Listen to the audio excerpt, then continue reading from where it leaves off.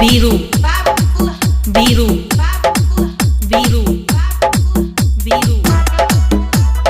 माटी के देवलिया में साटी देना मारे हाथ पर हाथ धोके बैठब ना दुआरे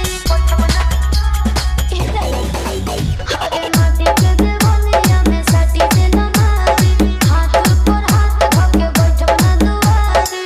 करब रिपोर्ट हम थाना में जाए करब रिपोर्ट हम थाना में जाए बेच के जेवर तोहार देवर मिटाई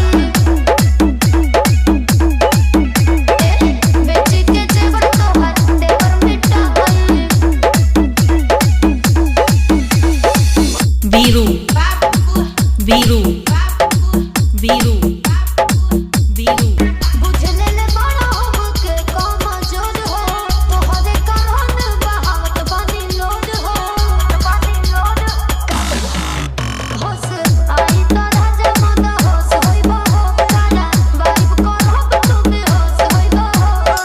खोले बिना मोहब खाना ना बनाई खोले बिना मोहब खाना ना बनाई बेची से बहुत तोहार देवर मिटाई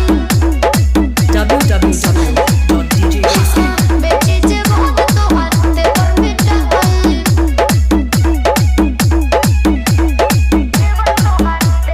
प्रिंस प्रियदर्शी नावल से ठन ढाइबा खुली दिमाग तो पुलिस के डंडा खोइबा शिवानी तोहर के सबक सिखा के मनी है सचो मर्द के फौज बता के मनी है